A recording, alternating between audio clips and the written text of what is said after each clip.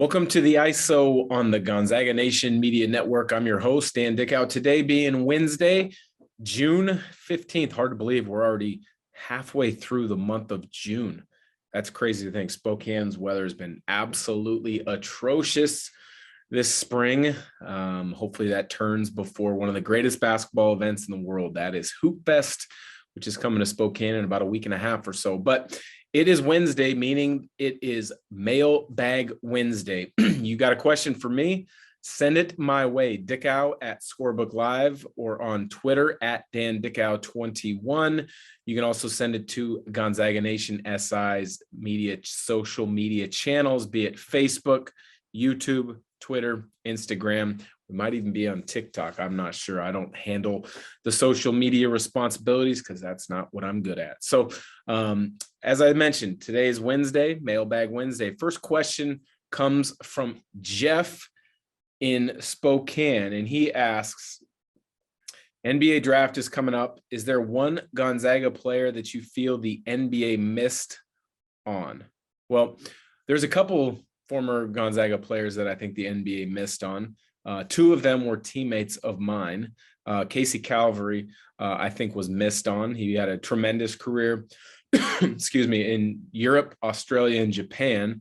But I think had he gotten, and I hate to always say legitimate shot, had he had a really good shot opportunity, I think he would have made the most of it. He's one of those guys that you put four guys in a drill and say there's one job, Casey's going to figure it out. He would have figured out how to be the one left standing. He was tough. He was athletic. He was smart as heck. He was an unbelievable competitor and a great teammate. The other one from my era that I think Gonzaga that was missed, and he was on the borderline. He was on the cusp. He was on the fringe. That would have been Blake Stepp. Unfortunately for him, knee injuries proved to be a bit too much, and he wasn't able to kind of overcome those. He did have a nice career in Europe, played for some really high-level teams in Europe, but it wasn't in the cards for him to be in the NBA. He was a second-round pick of the Minnesota Timberwolves, spent some time in Summer League as well as in preseason with the Timberwolves, but it never made the team. The one in recent years that I think the NBA missed on, and this is a hard one for me to say missed on because I think part of it was also he missed on his timing. He sped up his timing. So much of making it is understanding your skill set, understanding your possible role, understanding how you fit, when to strike when the iron's hot. And that would have been Zach Norvell. I think Zach Norvell is one of those guys that is a good enough player to play in the NBA, or he was trending in that way, but he left, in my opinion, 1 year too soon to go to the NBA draft. He felt he was going to be drafted after getting bad advice from an agent. Never happened, didn't come to fruition in getting drafted. He's kind of bounced around the G League and I believe in Europe now a little bit. He did play a few games for the Lakers, but I think had he come back to school for one more year, he would have been the focal point of the offense on a preseason top 7, top 8 team.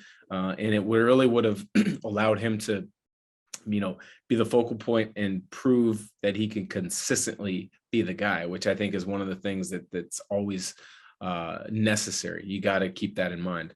NBA front office evaluators, they want to see guys that when they're relied upon, or when they are relied upon to be a main source of production for their team, that they make the most of it more times than not. And I think Zach could have really proven that had he stayed. So thanks for the question, Jeff. Tom from Yakima asks, the NBA draft green room, how do you get invited to it? Well, good question. Anybody can go to the NBA draft when it's, I believe it's at Barclays Center in Brooklyn this year. It's been there, I think, the last few years, but anybody can go to the draft, and you buy a ticket, you sit in the stands. There's been plenty of NBA players that have sat in the stands waiting for their name to be called, but obviously the focus is on the green room. Guys want to be in that green room. You're just kind of a focal point, a focal piece of the whole ceremonies and the events leading up to the draft for a couple days. So how you get invited is typically the NBA, right around the time of the combine, they really start getting a feel for truly who the top 15, 20 picks are. And NBA front offices will essentially agree with their short list of who should be in the green room. And there's occasionally a few missteps in inviting a guy that slides to the second round, but that's very rare. It doesn't happen as often as maybe it did years ago. But I think the NBA also does a nice job of limiting the amount of guys. Typically there'd be about between 10 and 13 guys probably that are in that green room. Usually it's guys that are going to be in the lottery. You might find a guy that slides to 16, 17, 18, somewhere in there. But, you gotta, if you get invited to the green room, you're going to be a top 20 pick. It's almost a foregone conclusion. But part of the cool part is if you get invited to that, all the ceremonies leading up to the NBA draft, you've got commercials that get shot, you get interviews, you have access to just so many different things. Guys are going to have tailors usually to get a custom made suit. They're going to have companies that are doing photo shoots, then they can come up with new endorsements. The 2-3 days leading up to the draft are unbelievably busy. The NBA is going to put on different events around the city of New York for these guys to be out and about, because the NBA has always been so good about being out front and doing positive things in the community. And then as soon as the draft occurs, guy gets drafted, you go back to a whole nother set of interviews. Probably, I would say it takes about 45 minutes, maybe an hour, where you're going to have your national media, then you're going to have some local media, then you're going to be on Zoom, probably Zoom conference calls with other local media to really kind of dive in and go through that interview process. Then guys will usually go out and enjoy themselves with family or friends, maybe go to a big dinner, maybe go to a nightclub if that's what they do. And guys will have a long night of celebrating. The next day is when you would fly to the team that chose you. So let's just use Chet Holmgren as an example. He'll probably be picked no worse than 2. He'll get announced, shakes the hand with Adam Silver on stage, probably with, I believe it's ESPN is hosting the draft this year, not TNT.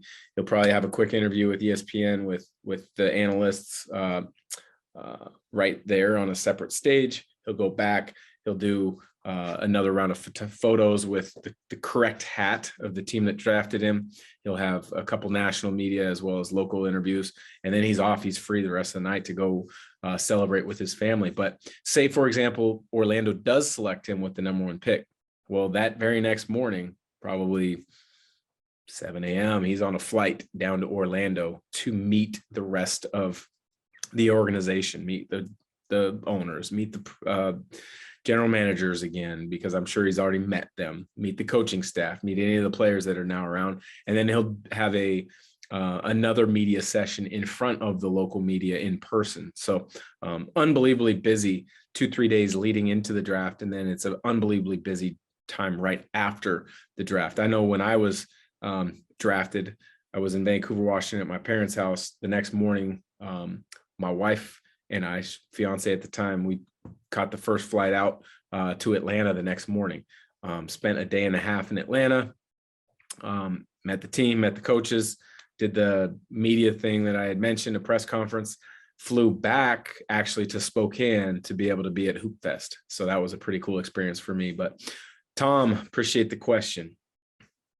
Cindy from Coeur d'Alene asks, when can we expect some focus on the women's basketball team? Well, Cindy, I'm glad you asked that. That's been in the works, and that's been in the plans really since we got going with Gonzaga Nation SI. We knew we had to start somewhere, and that somewhere was men's basketball because of the background of myself, as well as my co-host on Gonzaga Nation SI, Adam Morrison.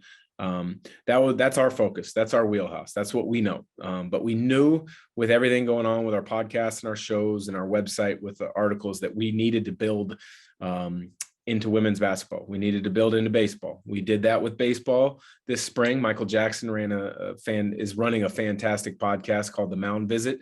And some of our journalists have been writing some really good articles on the baseball side. Well, I'm happy to announce that, yes, we will have a women's basketball podcast beginning later this summer, end of July. Details are going to be announced and coming out very soon. I'm not going to drop the name of who's the host, but she was a terrific player at Gonzaga.